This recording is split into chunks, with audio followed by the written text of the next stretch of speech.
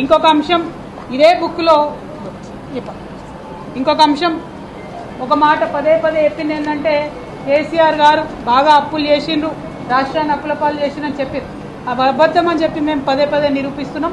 మళ్ళీ ఇది ఈరోజు ఇచ్చినటువంటి ఈ పుస్తకం ఇందులో వాళ్ళే నిరూపించుకుంటూ తెలంగాణ రాష్ట్రం ఏర్పడ్డప్పటి నుంచి ఈ రోజు వరకు జరిగినటువంటి అప్పు 4,37,000 కోట్లని మరి ప్రభుత్వమే ఇచ్చింది.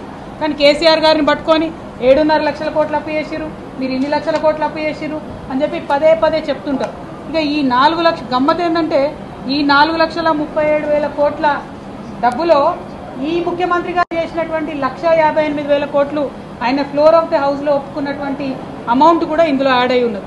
అంటే కేసీఆర్ గారు చేసినటువంటి అప్పు మీద వాళ్ళు తప్పుడు ప్రచారం చేసిందన్న విషయాన్ని ప్రభుత్వము మరి ఈ 2 పుస్తకాలలో కూడా ఈ బడ్జెట్లో రాసి ఇవ్వడం అన్నటువంటిది వాళ్ళ అసత్యాలను ఎండగట్టేటట్టుగా ఉన్నది.